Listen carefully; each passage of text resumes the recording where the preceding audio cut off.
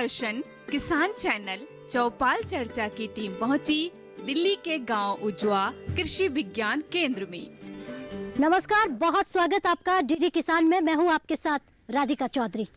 DD किसान की team हर दिन गांव जाती है, गांव की चौपाल में सरकार की योजना पर चर्चा करती है। कहते हैं कि शहरों की चकाचौंध से आपको सुकून भरी जिंदगी चाहिए तो कभी हमारे साथ गांव चलिए। वो गांव की खुशबू, वो मिट्टी की खुशबू, उससे आपको रूबरू करवाएंगे और बातें करेंगे सरकार की उन योजनाओं से कि हमारे किसान कितने जागरूक हो चुके हैं, सरकार की योजनाओं से किसान कितना लाभान्वित हो चुके हैं, उसी पर चर्चा करेंगे। दिल्ली के उजवा गांव चल रहे हैं, आप भी चलिए हमारे साथ।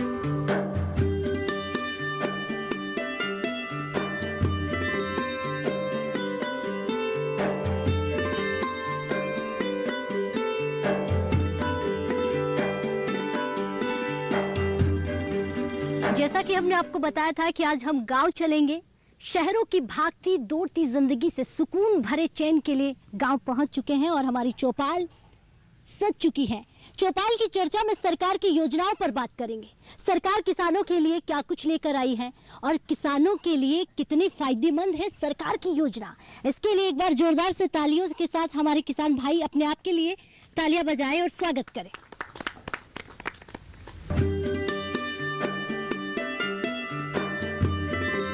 महत्वपूर्ण जानकारी ये है कि किसान पराली ना जलाए, मशरूम की खेती कर सकते हैं। अब किसान भाइयों के चेहरे पर मुस्कान होनी चाहिए। क्यों? क्योंकि पराली जो है वो मशरूम की खेती के लिए फायदेमंद है। जहां हमारे किसान कहीं ना कहीं रोजगार को लेकर बार बार सामने आते हैं कि ऐसा कौन सा रोजगार करें, क्योंकि दिल्ली अब कहीं ना कहीं पराली ना जलाने को लेकर आगे आ रही है और कई ऐसे मुद्दे जो हम लगातार आपके बीच में लेकर आ रहे हैं। आपसे सवाल लूंगी, जो किसान भाई हमारे साथ बैठे हैं, क्या नाम है आपका? नरेश कुमार जी। नरेश जी, खड़े हो जाइए। आप पराली के बारे में बात कर रहे हैं, क्या आप मशरूम की खेती करते हैं? हम मशरूम की खेती करते हैं जी। मशरूम की खेती करते हैं तो यहाँ पर जानना ये हो जाता है कि मशरूम की खेती में कभी आपने पराली फसल अवशेष प्रबंधन का प्रयोग लिया है या कभी नहीं लिया है इसका। अच्छा, कैसे लेते हैं हमारे किसान भाइयों को समझाइए। इसकी कटाई करके और तूड़े के साथ मिक्स कर देते हैं। हाँ। उससे अच्छी पैदावार होती है मशरूम की। जी जी ठीक है, बहुत बहुत शुक्रिया, बैठ जाइए। उसमें जब गेहूं का जो भूसा होता है और इसका अपना धान का जो भूसा होता है उसको मिक्स करके उसका कंपोस्ट तैयार किया जाता है। उससे हम मशरूम की खेती लेते हैं। जी चलिए, बहुत शुक्रिया। ये प्यार आपको कहीं और देखने को नहीं मिलेगा। एक किसान भाई थोड़ा नहीं बोल पाते हैं तो दूसरे भरपाई कर देते हैं खड़े होकर। यही तो है गांव का प्यार, यही तो है किसानों का प्यार जो हमें यहाँ पर देखने को मिल रहा है। मशरूम की खेती करने के लिए पराली का छोटा छोटा भूसा, जिसे तूड़ा ये बार बार कह रहे हैं, हम समझा देते हैं आपको, कटाई करके उसे मिला करके मशरूम की खेती की जाती है, जिसमें पैदावार जो है वो अच्छी होती है। वैज्ञानिक भी हमारे यहाँ साथ रहेंगे, उनसे इसके बारे में जानकारी लेंगे। लेकिन कुछ किसान भाई और हैं जिनसे जान लेते हैं। क्या नाम है आपका? मैं सुनील मलिकपुर से। अच्छा सुनील जी, हाँ जी। क्या आप मशरूम की खेती करते हैं? जी, मशरूम की खेती नहीं, बाकी हमने यहाँ कृषि विज्ञान केंद्र से उसकी ट्रेनिंग ली है और हमने देखा है कि जो ये हमारा धान की खेती होती है इसको हम कई तरह से प्रयोग कर सकते हैं। हाँ। हम अपने किसानों के द्वारा ये देख रहे हैं कि जितना भी पराली होती है उसको कटाई करके पशुओं को चारा देते हैं, साथ में अपना मशरूम की खेती के लिए उसके कंपोस्ट तैयार करते हैं और ये फल पेड़ जो फल वगैरह होते हैं उनकी पैकिंग में भी काम आती है। यही सब बहुत सारे उसका उपयोग करते हैं। बहुत अच्छी जानकारी रखते हैं, तालियां बजवा दीजिए इनके लिए। बहुत सारे फायदे गिनवाए हैं, लेकिन एक फायदा ये भी है कि आप मशरूम की खेती कर सकते हैं, उसमें पराली आपके लिए बहुत फायदेमंद है। दूसरा, अगर आप फल फ्रूट की पैकिंग करते हैं तो पराली आपके लिए कारगर हो सकती है। दूसरा, कृषि विज्ञान सेंटर से ट्रेनिंग लेकर हमारे किसान भाई जागरूक हो रहे हैं, जो सरकार के लिए कहीं ना कहीं एक पहल है कि किसान जागरूक होगा तो देश जागरूक होगा, किसान आगे बढ़ेगा तो देश उन्नति करेगा। और उसको लेकर हमारे देश के उन्नतिशील किसान हमारे साथ बैठे हुए हैं। बहुत सारे किसान भाई है यहाँ पर, हर किसी से सवाल लिया जाएगा क्योंकि ये जानना बहुत जरूरी है कि हमारे किसान कितने जागरूक हैं। क्या हमारी सरकार की जो मेहनत है वो किसानों तक पहुँच पा रही है या नहीं, किसानों तक योजनाएं पहुँच पा रही है या नहीं। आपका नाम क्या है और खड़े हो जाइए आप। मेरा नाम ब्रह्म प्रकाश है जी। जी, कहाँ के रहने वाले हैं? उजवा जी। अच्छा, उजवा गाँव में ही है। उजवा की ही बात कर रहे हैं, जहां लगातार हमारे किसान भाई बता रहे हैं कि पराली अवशेष प्रबंधन से कितने सारे नुकसान होते, बुजुर्गों को है, बच्चों को है। लेकिन क्या हमारा हर किसान इसको लेकर, खेतों में काम करने वाले किसान भाई जागरूक हैं या आज भी पराली जलाते हैं? हमारे हिसाब से तो अब 80% किसान जागरूक हो जी, पराली नहीं जलाते। वो कैसे ही करो, जिसके पास आजकल तो भूसे में यूज करने लग गए, पराली को घर में ले आके और उसका भूसा बना देते हैं और तकरीबन जलाना ख़त्म ही हो रहा है। अच्छा, घाय जिसे आपने भूसे का नाम लिया है, क्या पशु खाने में लेते हैं इसको? हाँ, पशु लेते हैं खाने में जिसको। हाँ। मिक्स कर लेते हैं, भूसा जो होता है पशुओं का उसके अंदर मिक्स कर लेते हैं इसको। 50-50 हो जाता है, गेहूं का तूड़ा और ये उसको डाल के देते हैं जी।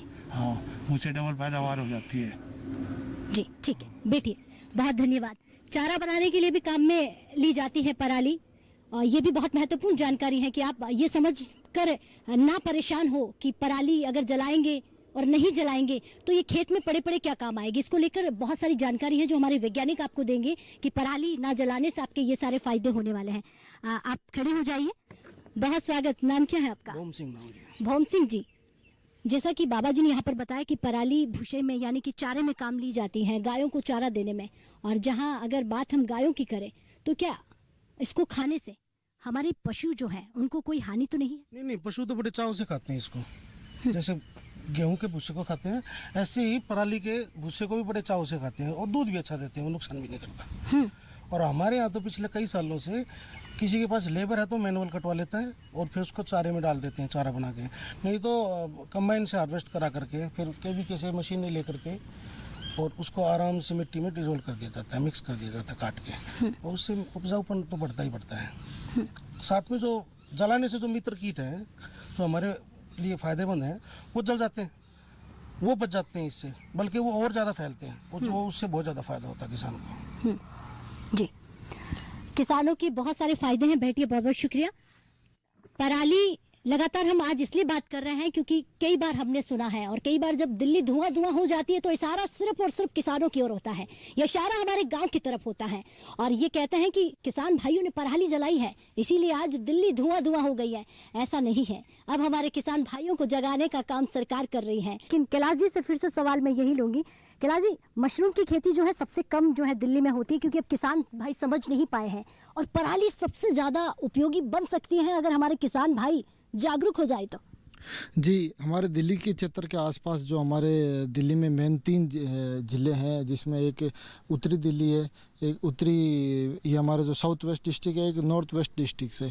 इन तीनों क्षेत्रों में काफ़ी अभी युवा है जो मशरूम के उत्पादन की तरफ अग्रसर हो रहे हैं और उनके लिए कृषि विज्ञान के अंदर यहाँ पे हर साल प्रशिक्षण भी आयोजित कर रहे हैं। उस प्रशिक्षण के बाद हर युवा जो मशरूम के उत्पादन की खेती कर रहे हैं। पराली एक मशरूम उत्पादन के लिए और अदर खाद कंपोस्ट बनाने के लिए बहुत ही उपयोगी साबित हो सकती है।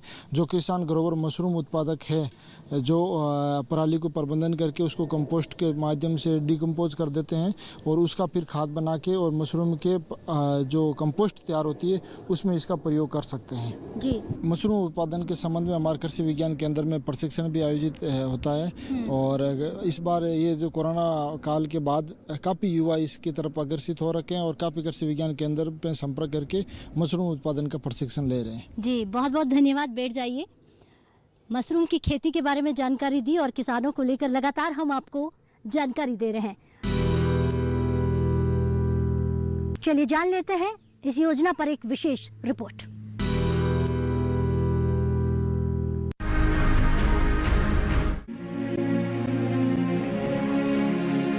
भारत में खेती से बचे अवशेष करीब 31 करोड़ 70 लाख टन होने का अनुमान है, जिसमें से धान के अवशेष या पराली 51 से 57% तक होती है। इस पराली को देश के उत्तर पश्चिम राज्यों उत्तर प्रदेश, पंजाब और हरियाणा में जलाए जाने की घटनाएं ज्यादा होती हैं, जबकि गुजरात, महाराष्ट्र, तमिलनाडु, असम, बिहार जैसे प्रमुख राज्यों में पराली का चारा घरेलू ईंधन औद्योगिक कामों में उपयोग में लाया जा रहा है। पराली जलाने की कुछ खास वजहें भी हैं। आज की खेती में मशीनों का इस्तेमाल बढ़ा है। इनमें से एक मशीन है कंबाइन हार्वेस्टर। इस मशीन ने खेती में कटाई के काम को बहुत आसान बनाया है। और किसानों की कई तरह की समस्याओं को हल भी किया है। लेकिन इसका एक परिणाम पराली के रूप में भी सामने आया। ये मशीन फसल का साफ दाना तो किसानों की झोली में डालती है, पर साथ ही उसे पराली भी सौंप जाती है। किसान इस पराली को मुश्किल समझते हुए इसके निपटारे के सरल उपाय के तौर पर इसमें आग लगा देते हैं। ये भी देखने में आया है कि धान की कटाई और अगली फसल की गेहूं की बुवाई में समय का अधिक अंतर नहीं होता, तो ऐसे में श्रमिकों की मांग अधिक होती है और कम श्रम उपलब्धता और अधिक मजदूरी को बचाने के लिए भी पराली को जला दिया जाता है।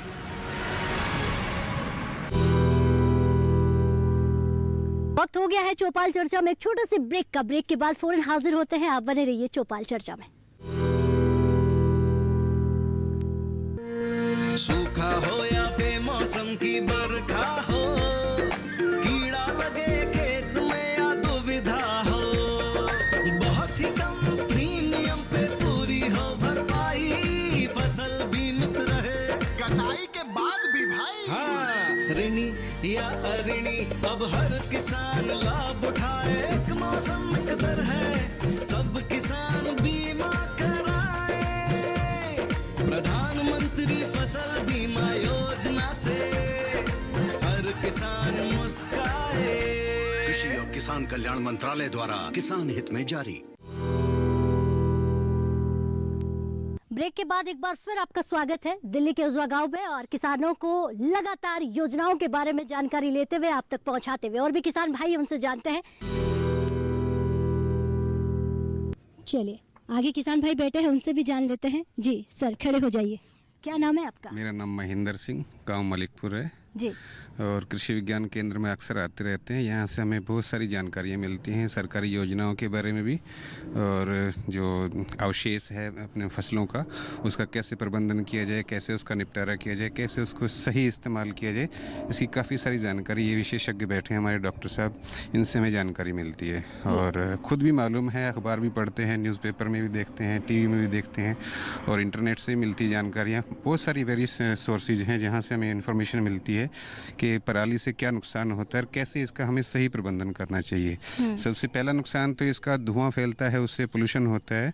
दूसरा, इससे जो जलाने से जो राखी निकलती है वो राखी हवा के साथ उड़ती है और अस्थमा और कैंसर जैसी दूसरी बीमारियों का कारण बनती है।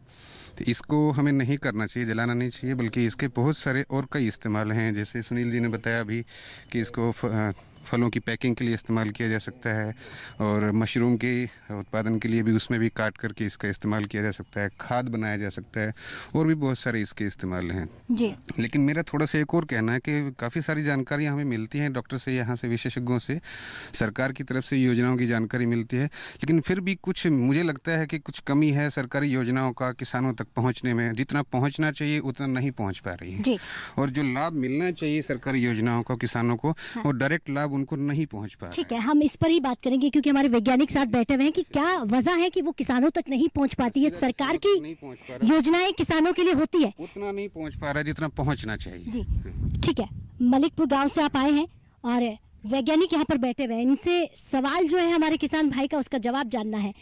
बहुत सारी योजनाएं हमारी सरकार जो है किसानों के लिए बनाती है और वो सीधे तौर पर किसानों तक नहीं पहुँच पाती है। कहाँ कमी रह जाती है और क्यों नहीं पहुँचा पाते हैं हम?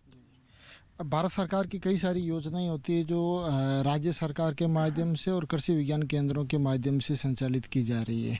कई सारी योजनाएं ऐसी होती है जिसके अंदर भारत सरकार का लगभग 6% होता है, 60% बाकी स्टेट जो राज्य सरकार है उनका योगदान होता है। राज्य सरकार की कुछ ऐसी पॉलिसीज होती है या ऐसे कुछ होते हैं या कुछ कारण होते हैं जो प्रसार कार्यकर्ता के माध्यम से ये जानकारी नहीं पहुँच पाती किसानों के बीच। लेकिन अभी वर्तमान समय में अभी जैसे डीडी किसान चैनल हो गया, मोबाइल हो गया, आजकल इंटरनेट हो गया, इसके माध्यम से लगभग काफ़ी जानकारी किसानों के पास पहुंच रही है। कुछ अन्य कारण भी हो सकते हैं, जैसे कई योजनाएं कहीं पे लागू भी नहीं होती है, कई योजनाएं कोई दूसरे ज़िले के लिए लागू होती है, कोई दूसरे राज्य के लिए लागू होती है। वो भी योजनाएं कोई लागू नहीं होने की वजह से भी किसानों के पास उसकी संपूर्ण रूप से जानकारी नहीं पहुँच पाती है। जी। डीडी किसान लगातार प्रयास करता है कि हर योजना हमारे किसानों भाइयों तक पहुंचे, सरकार की हर योजना का फ़ायदा जो है किसान तक पहुंचे और उसका फ़ायदा जो है हमारे किसान भाई ले। चलिए जान लेते हैं इस योजना पर एक विशेष रिपोर्ट।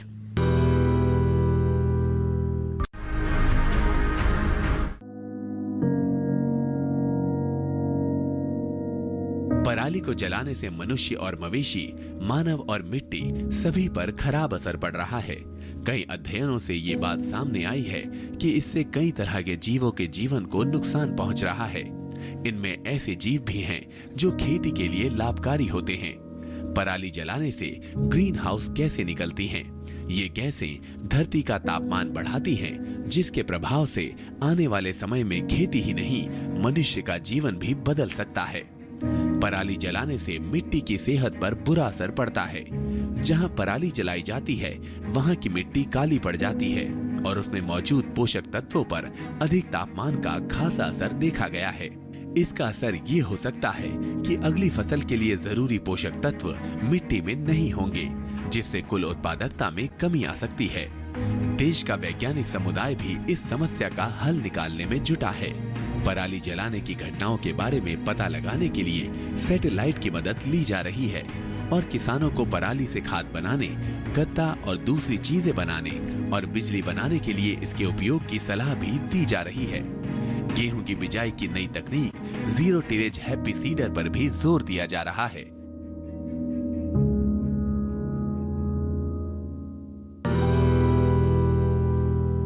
वक्त हो गया है चौपाल चर्चा में एक छोटे से ब्रेक का। ब्रेक के बाद फौरन हाजिर होते हैं। आप बने रहिए चौपाल चर्चा में। किसान भाइयों गांठ बांध लो, गांठ बांध लो, बात बहुत है काम की, समृद्धि के पैगाम की।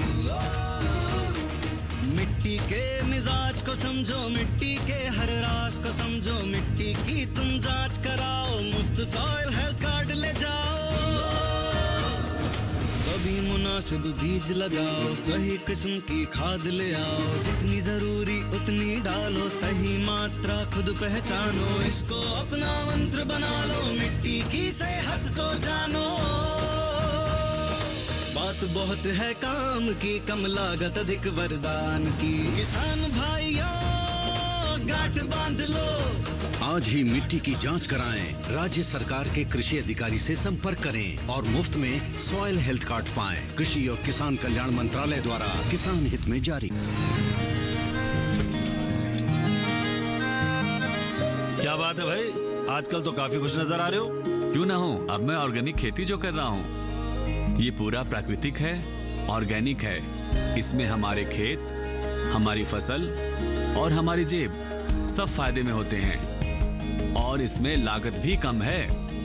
जी हाँ, आप भी ऑर्गेनिक खाद का प्रयोग करें, अपनी फसल और मिट्टी को तंदुरुस्त बनाएं और आपकी आमदनी में इजाफा करें। अधिक जानकारी के लिए किसान call centre toll free number 1800-180-1551 पर कॉल करें और लॉग ऑन करें kisan.gov.in और farmer.gov.in। कृषि और किसान कल्याण मंत्रालय द्वारा किसान हित में जारी। ब्रेक के बाद एक बार फिर आपका स्वागत है दिल्ली के उजवा गांव में और किसानों को लगातार योजनाओं के बारे में जानकारी लेते हुए आप तक पहुंचाते हुए। और भी किसान भाई उनसे जानते हैं, और भी किसान भाई हमारे साथ हैं। आप खड़े होइए, क्या नाम है आपका? ईश्वर सिंह। ईश्वर सिंह जी, उम्र कितनी होगी आपकी? मेरी 79 ईयर्स। तो ईश्वर सिंह जी की उम्र आपने सुनी है, जानकारी भी होगी योजना के बारे में जी। सरकार लगातार अलग अलग योजनाएं आप लोगों के लिए लेकर आती है। पराली ना जलाने को लेकर भी बहुत सारे फायदे गिनवाए हैं। आप क्या कहेंगे जो किसान भाई इसे लेकर जागरूक नहीं है? देखो, पराली जलाने से एक तो प्रदूषण बहुत ज़्यादा होता है, दूसरा जो हमारे खेतों में एक किस्म से जो कीड़ा होता है, कीटाणु होते हैं, वो मतलब जलाने से ख़त्म हो जाएंगे। तो दूसरा जो खेती करेंगे, जैसे अभी हम ये धान लगाए हुए हैं, अभी उसमें गेहूँ बोएंगे, तब गेहूँ के बोने से क्या है कि वो जो कीटाणु गेहूँ के इस धान के अलग अलग हैं, तो दोनों में से मतलब जो गेहूँ के कीटाणु हैं वो ख़त्म हो जाएंगे जी। तो गेहूँ की पैदावार कम होगी और इसे जलाने से मतलब तकरीबन सारे एरिया में जो है, खासकर जो बुजुर्ग आदमी हैं उनके सांस लेने में तकलीफ़ है, बच्चों को तकलीफ़ है। तो हमारे तो यही मतलब गुंजाइश है कि पराली ना जलाया जाए, बल्कि खेत में ही इसको मतलब कुछ ट्रैक्टर से काट करके इसको छोटे छोटे कर पानी देकर यो गड़ाई जाए। हमारा यही जी, बैठ जाइए। Thank you. सर, आपसे जानना चाहेंगे, क्योंकि लगातार आप हर जानकारी दे रहे हैं, क्या वजह है कि कई ऐसी योजनाएं हैं जो लागू हो जाती हैं, किसान भाइयों तक नहीं पहुंच पाती हैं, क्योंकि वो किसी और स्टेट में, किसी और जगहों पर योजना आती है, किसान उसे सुनकर अपनी योजना समझकर सवाल खड़ा कर लेते हैं। हमें पूरी जानकारी किसानों तक पहुंचानी है, माध्यम क्या होगा? इसके लिए जो माध्यम होना चाहिए, सबसे पहले तो जितने भी, जैसे आपने डीडी किसान चैनल के माध्यम से बहुत सारे किसान हैं कि जो खेती बाड़ी से जुड़े हैं, क्योंकि सारा चैनल्स अलग अलग आते हैं, लेकिन किसान अपने हिसाब के अनुसार से जो भी कृषि से संबंधित चैनल्स हैं उनको देखते हैं। कृषि समाचार या कृषि पत्रिका के माध्यम से जानकारियाँ मिलती हैं। जैसा कि कैलाश जी ने बताया कि हर स्टेट्स का, क्योंकि सेंट्रल गवर्नमेंट की जो भी स्कीमें हैं वो स्टेट के माध्यम से ही आनी है, और स्टेट जो है ज़िले के माध्यम से जो भी होता है, जो जिला कृषि अधिकारी के माध्यम से योजना लागू कराते हैं। लेकिन बहुत सारे जगह ऐसे हैं जहाँ पे भी अभी इसकी खामियां है, जो कि धीरे धीरे सुधर रही है। लेकिन निश्चित तौर पर जो योजनाओं की जानकारी है, खासकर जो भी भारत सरकार की योजनाएँ हैं, ये क्योंकि हमें इस पे भी पहल होनी चाहिए कि हम किसान भाई को डिजिटल के माध्यम से उनको भी प्रशिक्षण दिया जाए समय समय पे, जिससे कि अपने मोबाइल पे, क्योंकि अब ऐसी सारी स्कीमें हैं जो कि अपने मोबाइल के माध्यम से किसान भाई, जैसे आजकल हम हमारे यहाँ से एडवाइजरी जारी होता है, वो भी हम ऐप के माध्यम से किसानों तक पहुँचाने की कोशिश करते हैं। ये ऐसी स्कीमों को भी किसानों के तक पहुँचाने के लिए हमें ऐसे ऐप्स का भी सरकार के माध्यम से, जो कि किसान उसको सर्च करे और जितनी भी योजनाएं हैं उसको जानकारी आसानी से ले सके, क्योंकि हर किसान जो है आज के डेट में पढ़ा लिखा किसान है और मोबाइल का इस्तेमाल करता है। तो मोबाइल के माध्यम से इजी वे में अपने घर बैठे सारी योजनाओं को देख के लाभ उठा सकता है। साथ ही साथ उसमें निर्देशित जो भी डायरेक्टेड ऑफिस है उससे जाके संपर्क करके और अपनी योजनाओं के बारे में जानकारी प्राप्त कर सकता है और उसका फ़ायदा भी उठा सकता है। क्या जो निजी ऑफिस आपने जिक्र किया है, हर किसान मोबाइल, मुझे लगता है चाहे आज हम डिजिटल इंडिया की बात भले ही करें, 21वीं सदी में हम पहुंच चुके हैं, कुछ ऐसे किसान हैं जो नहीं चला पाते हैं, तो क्या निजी ऑफिस हैं? क्योंकि बहुत सारे किसान पीछे से बोल रहे हैं कि नहीं चला पा रहे हैं, तो जानकारी वहाँ से मिलेगी? जी, इसके लिए किसान भाई को सबसे सरल है, क्योंकि भारत सरकार ने जो पूरे देश में आज के डेट में 725 से भी ऊपर कृषि विज्ञान केंद्र है और वो जिला स्तर पर है, तो वहाँ से किसान भाई जाके बहुत सारी ऐसी योजना है कि हमारे यहाँ कौन कौन सी योजनाएं चल रही है, इसके बारे में खासकर इन्फॉर्मेशन तो उनको प्राप्त की जा सकती है। और जो इन्फॉर्मेशन होगी, जैसे हम लोग यहाँ किसान आते हैं कि सरकार की क्या क्या स्कीम चल रही है, हम कहाँ से पता कर सकते हैं, तो जो भी क्षेत्र के जो BDO ऑफिस है या जिला कृषि अधिकारी ऑफिस है, वहाँ पे हम लोग भेजते हैं कि आप वहाँ जाइए और वहाँ से जो भी स्कीम्स है उसके बारे में जानकारी प्राप्त करिए और वहाँ से जो कि उनकी रिक्वायरमेंट्स है उसके हिसाब से आप आवेदन करके इनका लाभ ले सकते हैं। तो एक बहुत बड़ा इंफॉर्मेशन सेंटर है, खासकर मैं बोलूँगा कि देश में जो कृषि विज्ञान केंद्र है हर ज़िले में कार्य कर रहा है और किसानों को जानकारी दे रहा है समय समय पर। जी, बहुत शुक्रिया, बहुत बहुत धन्यवाद। डीडी किसान की टीम हिंदुस्तान में अलग अलग प्रदेश में जाती है, योजनाओं के बारे में जानकारी लेती हैं, और जिन योजनाओं के बारे में किसान भाई नहीं जानते हैं उस योजना की जानकारी देने का पूरा बीड़ा जो है हमारी टीम ने उठाया है। फिर आपसे मुलाकात होगी किसी एक प्रदेश में, किसी एक योजना पर, और किसान भाइयों की मुस्कान आप तक पहुंचाएंगे कितनी जानकारी है किसानों को। तब तक के लिए आप बने रहिए डीडी किसान पर। नमस्कार।